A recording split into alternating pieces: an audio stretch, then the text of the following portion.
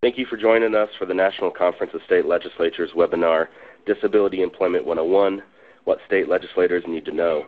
For a complete webinar schedule and registration, please visit our website at www.ncsl.org. My name is Kyle Ingram, and I'm a Policy Specialist on Disability and Employment for NCSL.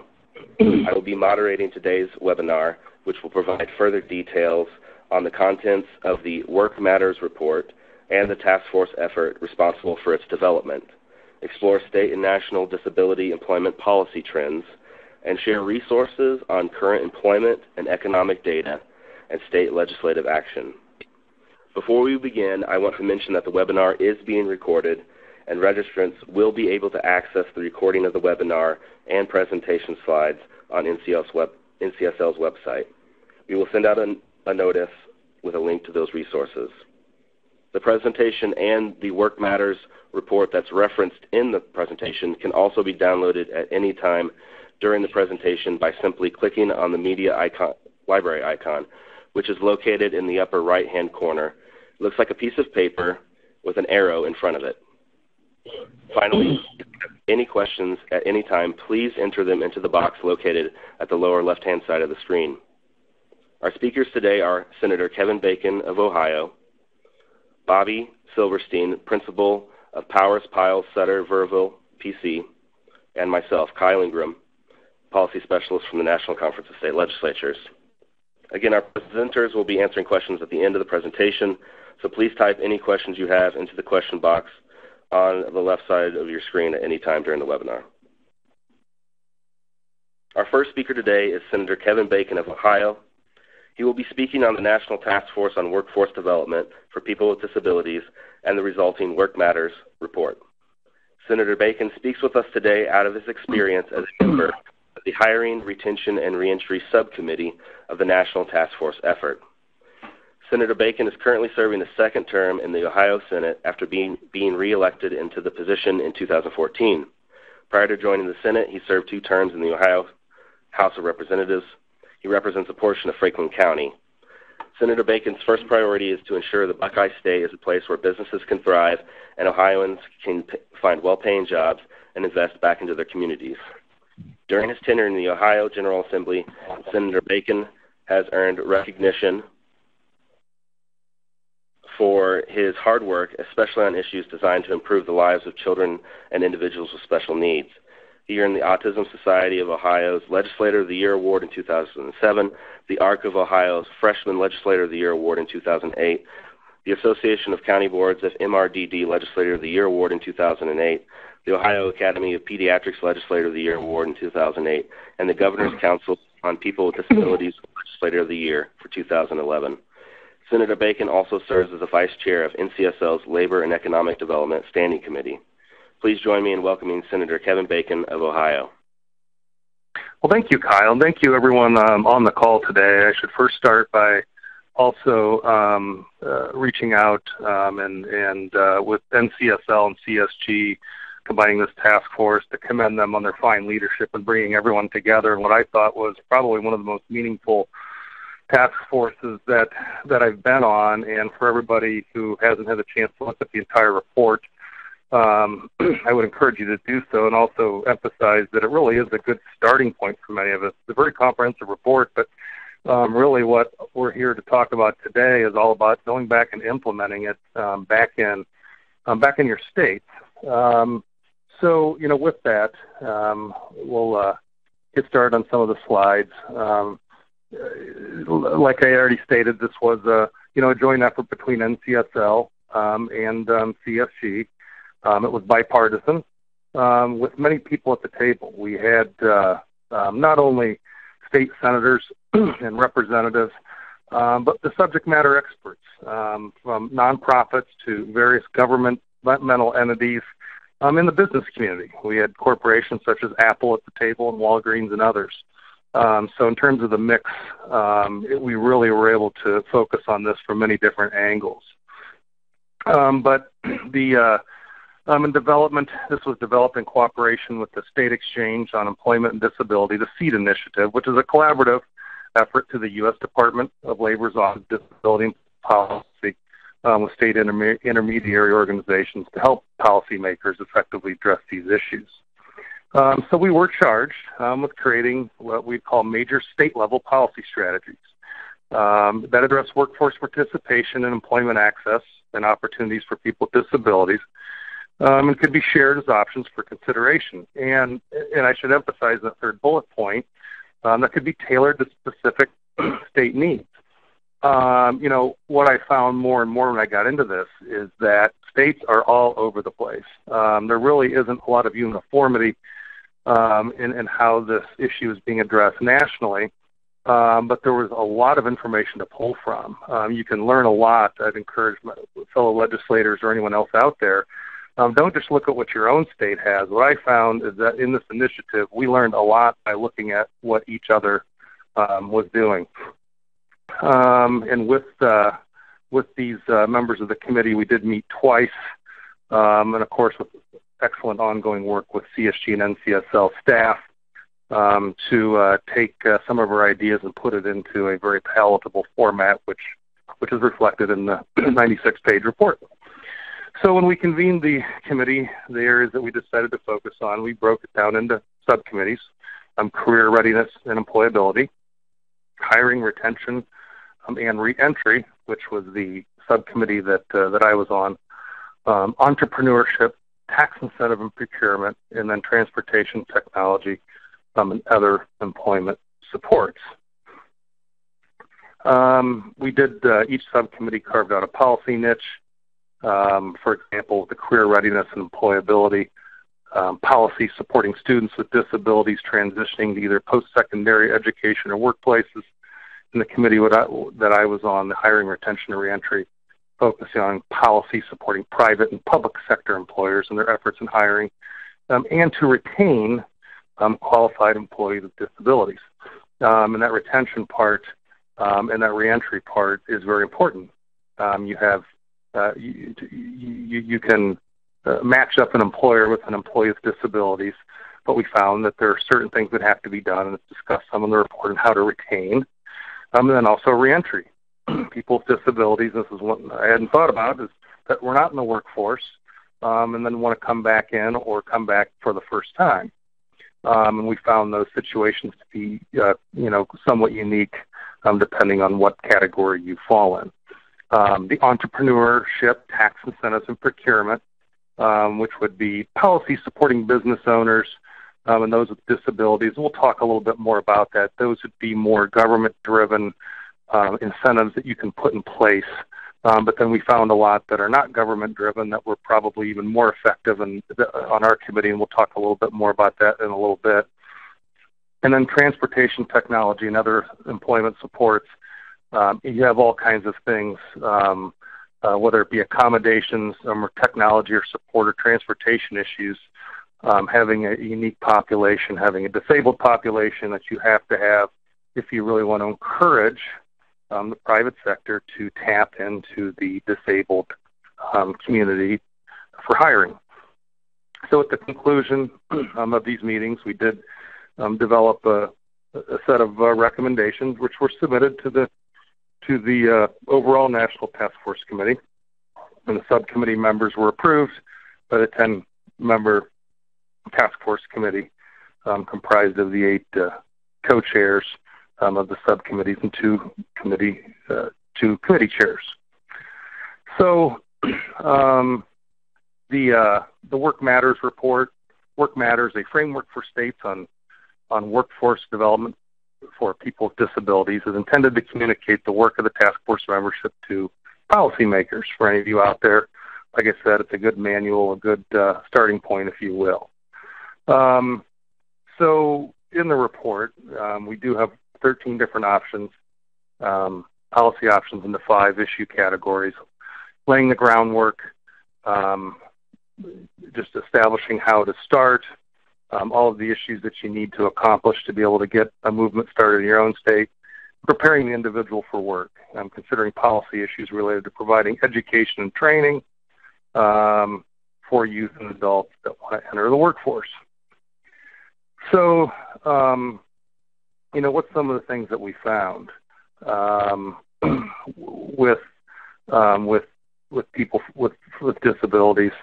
Obviously, the getting to and accessing work opportunities, staying at work, and supporting self-employment and entrepreneurship. We think of when, at least in my job as a legislator, when I hear people talk about employment, we're past the days of thinking that people with disabilities go into some closed location where they're merely working on widgets or putting things together. It's much broader than that. Even entrepreneurship. We had one very young female member of the panel who was disabled and had started her own business. And it was very unique to hear her perspective because she was really shattering the image of what many people thought disabled people would do in the workforce. So when we broke it down, and we looked at many factors. Like I said, I was on the hiring, retention, and reentry. And one of the things I should note, it was quite eye-opening. I was learning as a legislator. I've been exposed to a lot, but still a neophyte compared to some of the policy matter experts out there.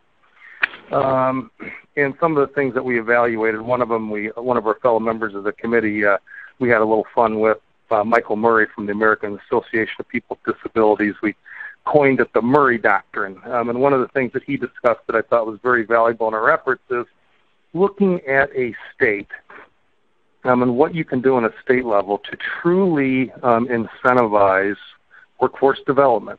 How do we get more people employed, and how do we get people with disabilities in jobs that really fit them? Okay, and he looked at three things. And the first thing, some states may go down the road of mandates. You may try some quota or some affirmative action type principle.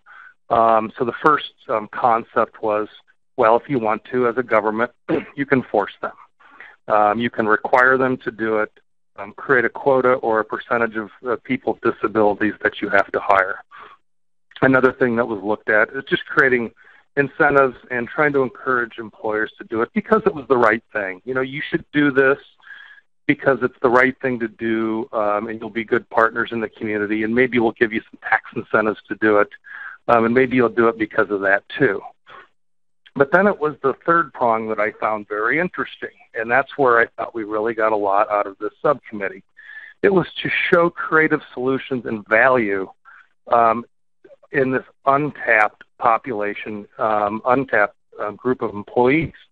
In the disabilities community, the rate of unemployment is much, much higher than the rest of us, the non-disabled community. And what does that mean? It means they have a lot of employees out there looking for work. And what some of the studies show, and where this really became effective, is establishing a program that shows these businesses what the value is of hiring from the disabled community. Now, it takes a little matching. You have to properly pair. We also found that the businesses will succeed more likely if they have a mentor for people with disabilities, someone that they can reach out to help for guidance. But some of them, let me talk about an example. Many people with disabilities, for example, are more reliable. Their job is everything. They will show up. Many of them are not going to go out and frolic and do some of the things that other people are going to do. They're going to show up. We find that they have a high rate of attendance and very much want to work. So in an example where we had a glass plant, okay, I'm a glass manufacturer, and they were approached about hiring people with disabilities, and the response was, no, we can't do that. It's not safe here. The people might break some glass, they might injure themselves, they might injure somebody else. And after there was much persistence and explanation, the company decided to hire some people with disabilities. And first they found out that their preconceived notions were wrong. They ended up getting some good, reliable employees that were coming in, they were working when they were supposed to, and they did the job well. And then they realized that if it really is as dangerous in their glass plant and people are prone to accidents, that they should probably bolster their own safety standards. So they did. And before you knew it, they had this model, this model where they realized we actually need to use as part of our employee force more people with disabilities, and they boosted their employee force up to about 20%. So it was very fascinating to hear some of these examples and hear what sometimes in government we think of, well, we have to do a tax incentive or a mandate. That's what we do. Well, there's a whole other component to this. That the third prong that I think is the most effective of the three, and the one, if you want to do all three, that's fine, but you got to focus on that third. You got to use your resources. Like Ohio, we have the opportunities for Ohioans with disabilities, and I know the other states have the equivalent. But then you have to have the connectivity from government to business. Like the business leadership networks out there are very valuable assets. And also direct communications with your key employers in your state, one-on-one, not just through some other organization. So you, back in your state, you can start by enacting policies and practice processes, a model employer policies act, I would say, to give guidance and incentivize people, businesses, to further their interest in hiring people with disabilities. And a lot of it is about pairing them up properly, about having the right mentorship that the business will utilize. And in many cases, we're finding that this is an untapped population of qualified, skilled workers that can be utilized, but you have to overcome many preconceived notions. You have to educate. You have to work with the businesses on how to establish an operation within their business oftentimes to be able to buy into it. So on that, it was very useful.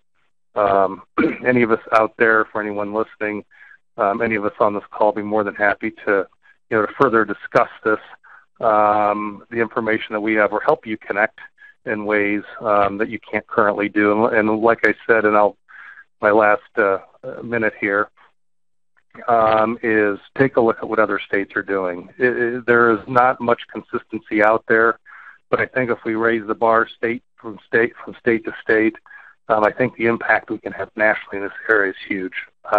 So with that, Kyle, I think my time is about up. So I'll go ahead and stop, and so that you can introduce the next speaker, and I'll hang out on the call here so that when you do question and answer at the end, I'll be available. Thank you, everyone, for participating.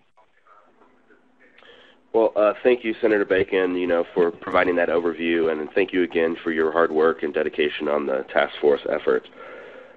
Our second speaker today is Bobby Silverstein, principal at the law firm of Powers, Piles, Sutter, and Verville, PC. Mr. Silverstein will address the Emerging Disability Policy Framework, which highlights historical and current trends in state and federal disability policy. Bobby has over 45 years of experience analyzing public policy from a disability perspective. Currently, he serves as a policy advisor to the State Exchange on Employment and Disabilities SEED team, and was one of 3 lead authors on the Work Matters report by the National Task Force. In his capacity as staff director and chief counsel to the U.S. Senate Subcommittee on Disability Policy from 1987 to 1997, he was the behind-the-scenes architect on more than 20 bills enacted into law, including the landmark Americans with Disabilities Act. Please join me in welcoming Bobby Silverstein. Thank you, Kyle, and thank you, Senator Bacon. Again, what we're discussing today is the report Work Matters, a framework for states on workforce development for people with disabilities. In developing this policy framework, the National Task Force members focused on a number of guiding principles and overarching consideration which emerged that served as the foundation for crafting this policy framework.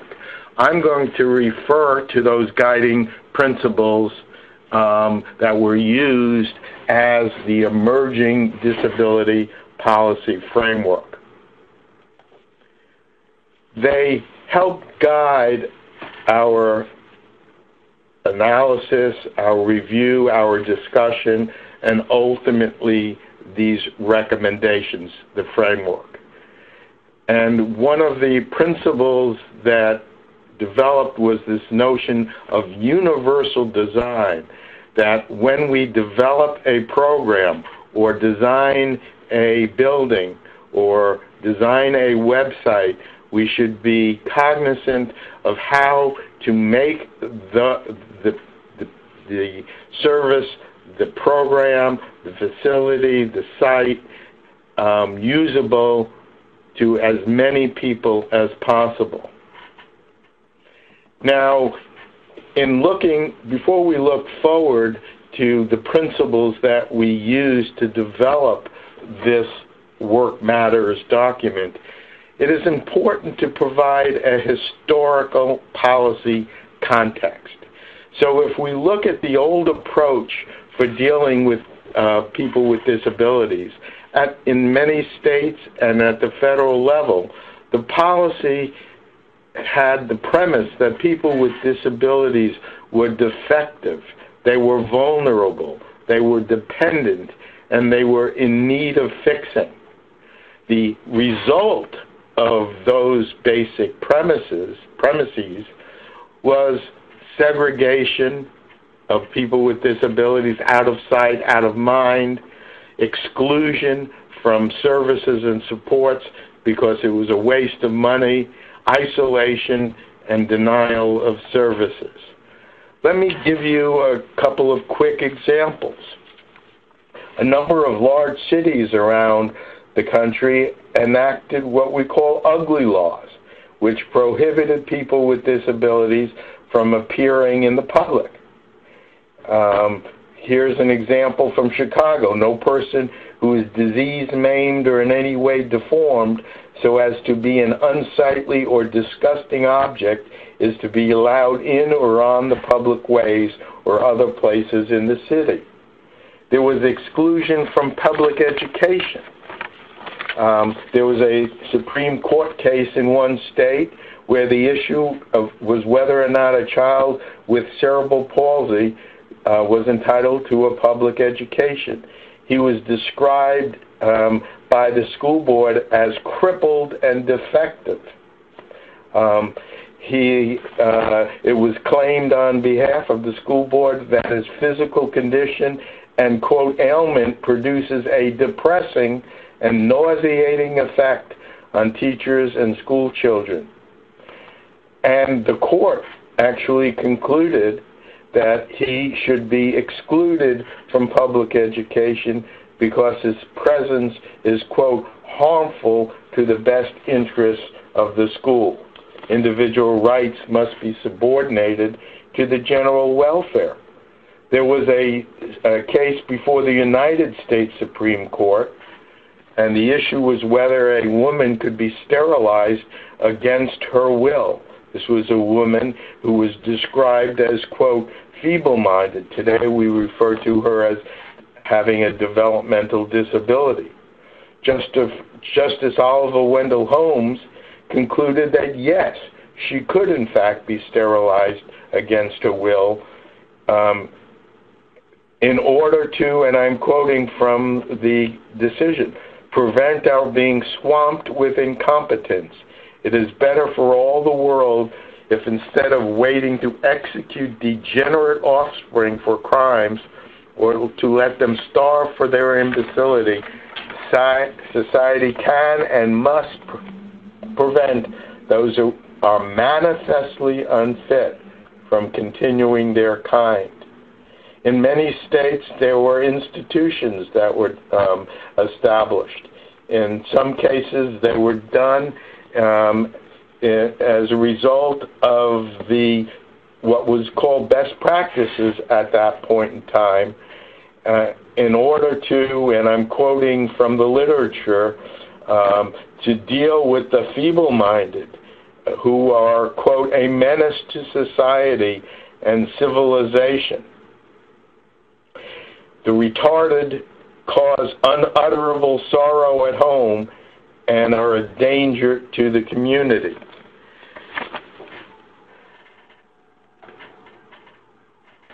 Justice Thurgood Marshall, in another Supreme Court case, described our treatment of people with disabilities as grotesque and worse than, in many cases, the worst excesses of the Jim Crow laws. Now, because of efforts at the state and federal level by policymakers and people with disabilities and their families, there has been a dramatic change in the basic values and principles that undergird our disability policy. We refer to it sometimes as the new paradigm or approach. And if you look at many pieces of legislation, you will see the first sentence is a recognition that disability is a natural and normal part of the human experience that in no way diminishes a person's right to fully participate in all aspects of society. And the focus of our public policy should be fixing the environment, not fixing the person. And this we call a civil rights orientation to public policy. Now, in many of our state and federal laws that constitute our current disability policy framework, there are 4 goals: equality of opportunity, full participation, independent living, and economic self-sufficiency. And these were the 4 goals, again, that were used as the basis for the document Work Matters. The first goal is equality of opportunity. Has 3 components. Individualization, treat people based on facts, objective evidence, science, not fear, ignorance, prejudice, or mythologies. Ensure that opportunities are effective and meaningful. That means that all people will have an opportunity to participate in a good or a service that is provided. We have phrases like reasonable accommodations, reasonable modifications, accessibility of facilities to implement this concept of meaningful opportunity. And then the third component is most integrated setting appropriate. That the default, the presumption, the priority is that people with disabilities with these supports can and should be in the regular environment with their non-disabled peers. The second goal is full participation. This is the principle of nothing about us without us. To implement the notions of self-determination, empowerment, informed choice, so that people with disabilities are making decisions that affect them individually, and that people with disabilities and their representatives are at the table to ensure that the policy that is developed addresses their needs. The third goal is independent living, that this is in fact a legitimate outcome of public policy, in contrast to the old paradigm, which was a notion of vulnerability and dependency, that we should be providing the skills and services and supports, and in appropriate cases, cash assistance, to facilitate independent living of folks in the community with their non-disabled peers.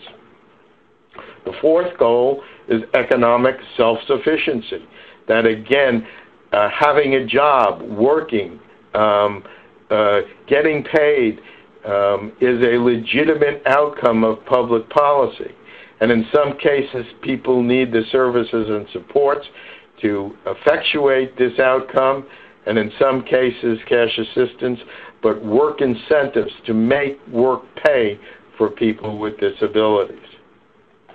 Now, this framework that we used to develop the recommendations did not only focus on the overarching premise that disability is a natural part of the human experience and the four goals of public policy, but also recognized that implementation are critical. And how do we facilitate rather than impede achieving our policy goals? And we focused on a number of different strategies to maximize implementation. One was the development of a strategic plan. And you will see a number of our recommendations that are included in the report reflect what states are doing, developing strategic plans for enhancing employment of people with disabilities.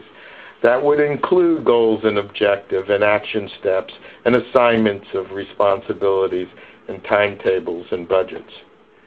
And looking at reviewing again how people are accepted into certain placements to make sure that you're preventing inappropriate placements and having transition plans, making sure that the design elements of the policy, who the beneficiaries are in fact person-centered, consistent with the notion of self-determination.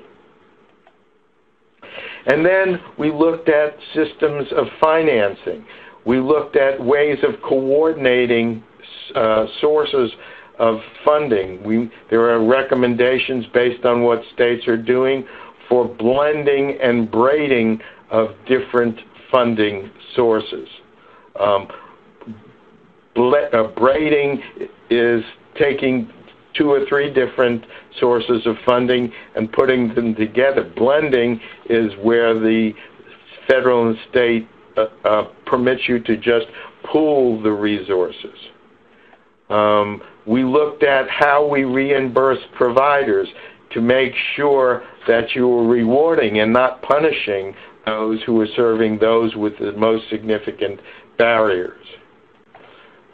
We looked at, as another theme, interagency collaboration. This was a big issue that was brought up. We don't want to have these silos. We want to break them down so that there's a comprehensive system that has the individual as the focus of the services and supports, that there is a network of appropriate providers that have the experience and expertise necessary, that where necessary, there is monitoring enforcement. We've discussed the principle, and we heard this a lot from the private sector, that what gets measured often gets done, so that monitoring and review with appropriate standards are critical. And then that there are sometimes procedural safeguards so that individuals and their families can ensure that the purposes of the laws are in fact effectuated. These outcome performance measures, again, the concept of what gets measured gets done, was articulated as an important principle. And then to provide technical assistance and outreach. In our recommendations with the state as a model employer, there was also the notion that what is critical is that there be technical assistance provided to business and that the state be in a position to help so that folks are not reinventing the wheel. And then training of personnel was another principle that was identified. And obviously, systems change to make sure that programs remain state-of-the-art.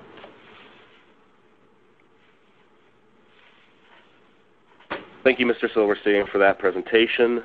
And again, as a reminder to our webinar attendees, please type any questions you have for Senator Bacon or for Mr. Silverstein into the chat box.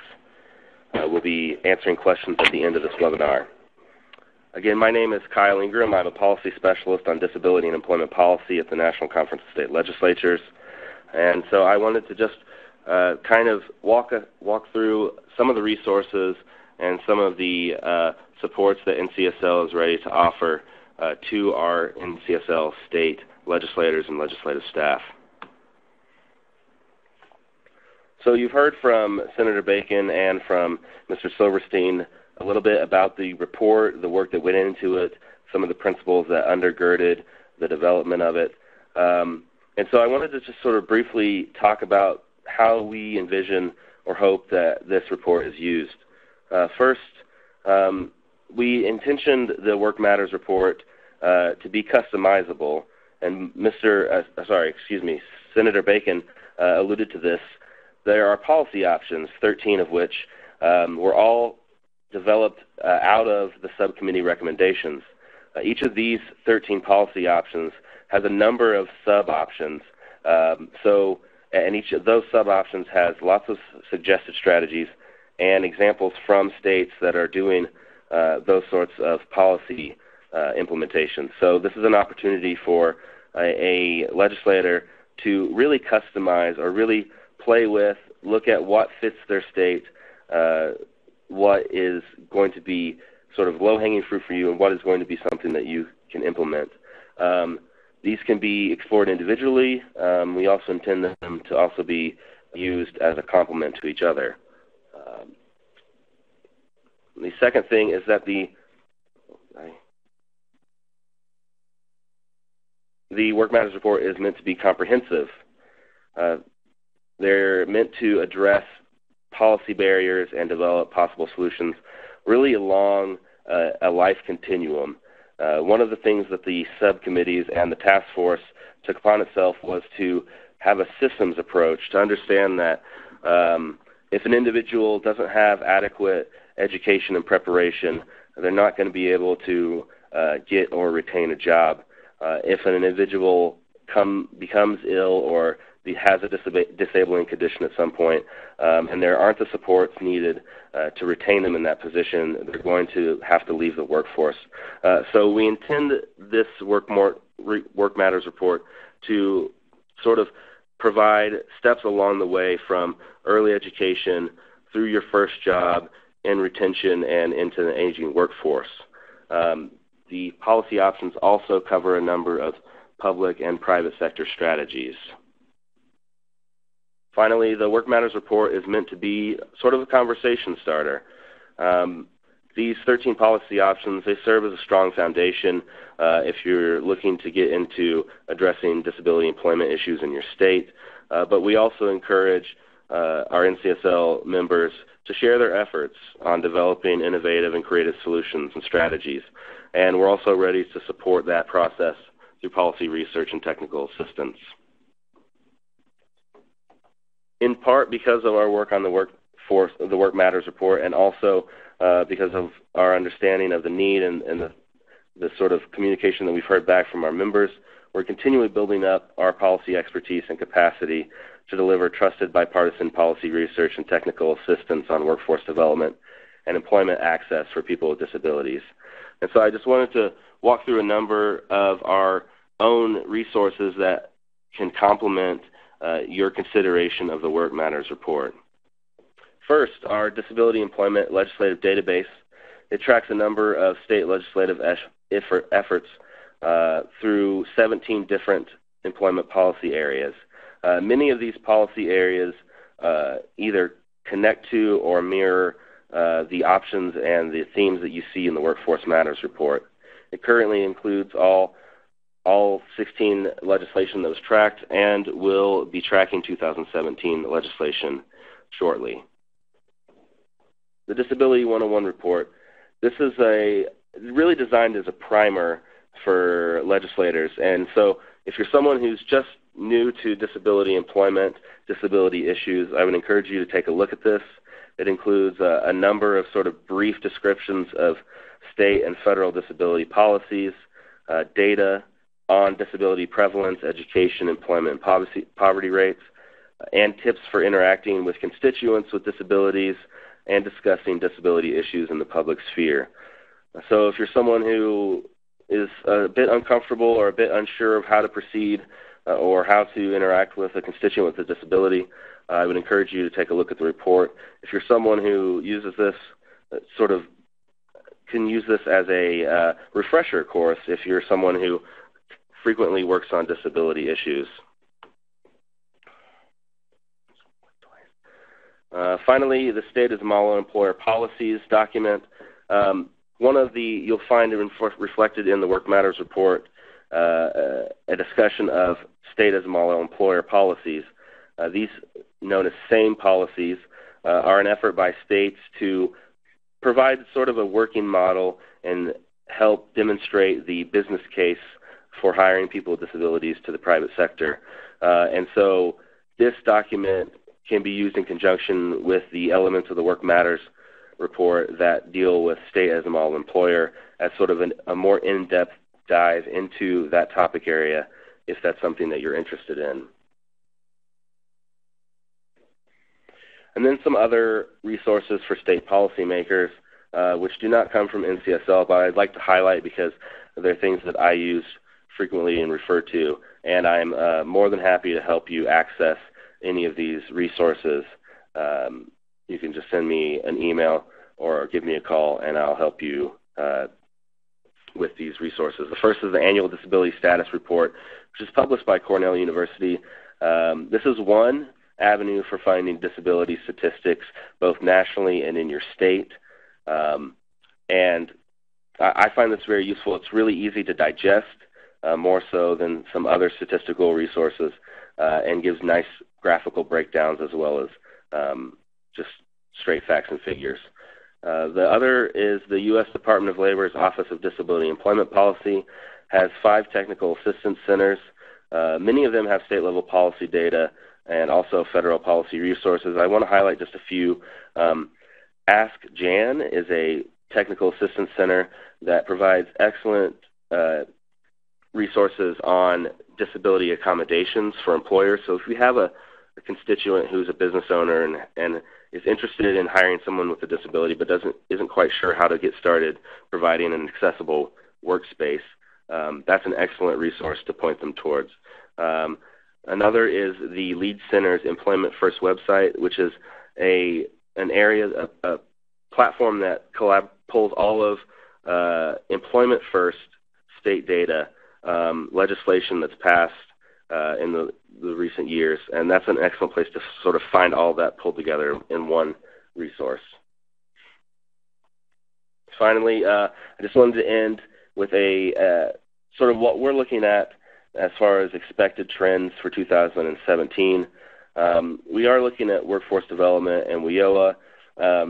We're tracking what's happening in the states as far as implementing some of the more important and sort of restrictive pieces of WIOA, especially around vocational rehabilitation. We're also tracking competitive integrated employment, which includes employment first policies. With a renewed interest in infrastructure spending and planning, we are looking at tracking disability access to transportation systems. We are also looking at state Achieving a Better Life Experience Act implementation. Many states have passed legislation, most states have passed legislation on achieving a better life, and a number of states have already started their programs. We expect many more to implement their programs this year, and so we'll be tracking what happens with states as people start to create their accounts and they can start to estimate in a better fashion how many people are going to be starting these ABLE accounts and what the costs are going to be to the states. So we're looking at seeing if there's going to be more legislation modifying these existing statutes. Finally, higher education access for students with disabilities. This is an emerging trend that we're looking at that really is based on data that suggests that even attending higher education, regardless of if an individual with a disability completes a degree, still has lots of positive benefits for later workforce retention and employment. And finally, just another ask to you all. We want to hear from you. What are key issues for you and your constituents? What are you looking at in your state? Please don't hesitate to email me or call me with questions or thoughts about what is really a key issue for you.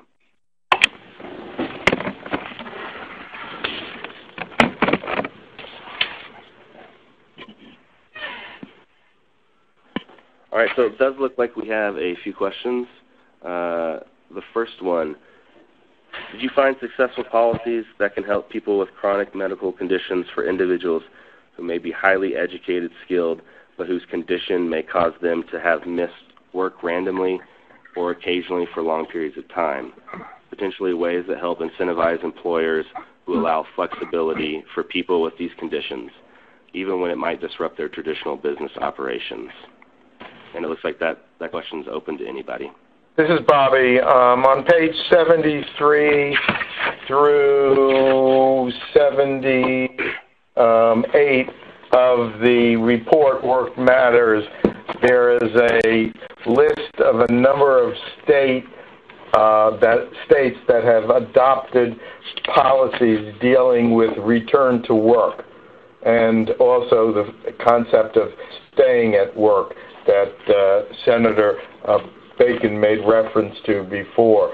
So if you want to, not to take the time now to go in depth to what's there, but you may want to look at those pages in the report that address that issue directly. Danielle, I'll jump in too. This is Kevin Bacon. I'm going to refer back briefly. I'm going to look at this from, an overarching policy matter as a policy matter and how to do that. I'll refer back to when I talked about the Murray Doctrine. In states, you have states that might, number one, try to create mandates, or number two, convince employers that it's just the right thing to do. I think you can make a little progress in those two, but in my opinion, it's the third prong where I think we've seen the most movement in many states.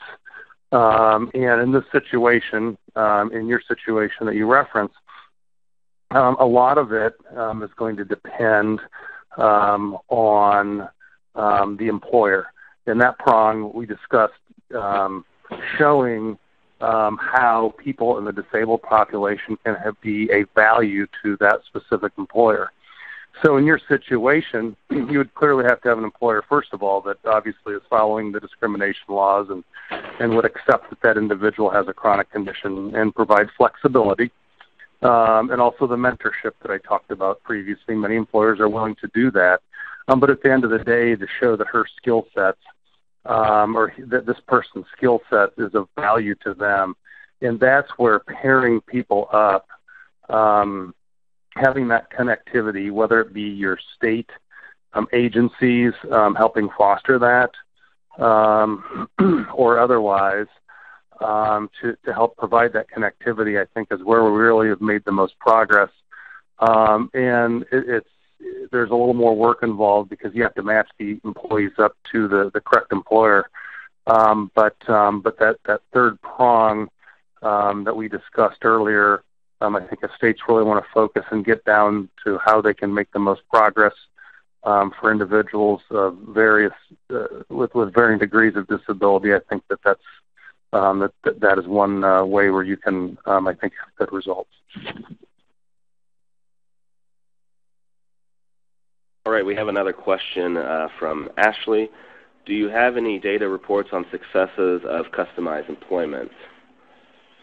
This is Bobby. If you go to www.lead.center.org, this is funded by the Office of Disability Employment Policy. They have a list of all the reports and successes of customized employment around the country. And they also, this is run by the National Disability Institute, NDI, and they also run another program it used to be called the Navigator program, where you have in American Job Centers folks with the expertise for dealing with customized employment, and they have reports summarizing the experiences around the country. And this is Kyle Ingram from NCSL. This is also an issue that we'd be happy to pull some data for you and an information request. So please make use of that service from NCSL. Looks like we have another question from Michelle. What about transportation to and from, I'm guessing, work, especially for those living at home? If parents cannot drive, many cannot navigate a bus. if it even exists. Cabs and Ubers can be too expensive. Kyle, if you want me again, go ahead. I'm sorry. I would suggest there's a number of strategies. We had an entire subcommittee, the transportation technology and other employment supports, that looked at this issue. So you'll find some of their recommendations scattered throughout the report. Particularly starting on page 59. Yes. We also looked at incentivizing employers to, or helping employers cover some of the cost of transportation. So Maryland has a disability employment tax credit, and employers can claim $900 per year against transportation costs and other sort of employment supports for each qualifying employee for the first 2 years of employment. So you'll find some of these sorts of policy strategies mattered throughout the report. I should note, too, this is Kevin, there are some, depending on what state you're in, there are some programs in Ohio, for example. And I know in the message there, it did say that it might be hard for someone to get on a cab or an Uber, but if you talk about them being, the cab or Ubers being expensive, I believe in Ohio you can get so many trips on a cab for like $2. So there are some things out there, and this report does push states to run some pilot programs or otherwise utilizing your public busing system or perhaps your Medicaid system to cut costs or some other mechanism, perhaps of ride sharing or obviously working directly with the employer also to provide services. So it's a great question. I think it's one that there are multiple solutions that are ongoing, and one that I think state to state are inconsistent, but I think that we're going to see more and more good ideas emerge as we go, and as the demand is higher for a population of people with disabilities, I think better solutions will come about. All right, looks like we have time for a couple more questions. This one's for Senator Bacon. What was your experience of working across the aisle and across branches of government to develop the policy options in your subcommittee? Was there anything that surprised you? Anything that you were able to take back from your state? Any advice that you give to those on the call? Yeah, I mean, I've spent my legislative career working across the aisle. One of my first things that I did was get funding for a autism pilot screening program when I was the first term in the House of Representatives with a Republican. I'm a Republican, but with a Democrat governor. So what I found is many of these disability-related issues, as it was on this committee, the party affiliation of politics goes away quickly. More than any issue I've ever seen, I think, in government. And what I've found is that, philosophically, we may not always agree on the best solution, but I would say that, with this committee, the partisanship and party affiliation and all that was kind of thrown out the door. And I don't know that anybody even really gave it a thought once we got started. And I think that this report reflects that. Now, from state to state, it may vary depending on how much resources one state wants to put in or otherwise. But but what I think is that the report, by and large, is one devoid of any really angle, whatever your party affiliation is, and I think are just good nuts and bolts recommendations on really how we push this to another level. Great. This question's for Bobby. Are there areas of federal disability policy that you're seeing these shifts towards what you term the new paradigm in your framework? Yeah, I think what you're seeing is in a couple of key areas. One is Medicaid, and Medicaid has implications in employment as well. But what you're seeing is a movement from what is historically referred to as an institutional bias, where a lot of the state money was going into institutions rather than community-based services and supports. So you're seeing a significant change consistent with the emerging policy framework. And that's also translating into employment in terms of the Home and Community-Based Services Program, recent guidance in terms of making sure that the preferred, the default option is competitive integrated employment. Also seeing it in technology. Representatives from the federal government have correctly described websites, online systems as the next generation civil rights issue for people with disabilities, because it is the gateway to services and in many cases to employment. And so you're seeing a recognition based on this framework of the concept of effective and meaningful opportunity that all people should have access to the information and data provided on websites and online systems. Thanks. I think we have time to take one more question, and this is for Senator Bacon. Is there any advice you'd give to your peers, either on the call or those who will watch the video afterwards, who are interested in using the Work Matters report in their state? Yeah, I think that this was a good compilation based on what the people in the room, what resources we had. I think that in order to really effectively utilize the report in your state, I think it's food for thought and a lot of good ideas, but you have to figure out what can reasonably be implemented in your state. I mean, don't be afraid to shoot for the stars a little and overshoot, but you'll know how to best examine what resources you have in your state. That's where you have to start. And then number two, what you can possibly implement. So I think you need to take the report and reach out to some of the players in your state, whether it be state or private sector, and get this, try to find a way to get the dialogue started and implement some policies that can be meaningful in pairing up this very underutilized workforce with your employers. Thank you. So I'd like to extend a special thank you to our speakers, and thank you to all of you who have attended this webinar for participating.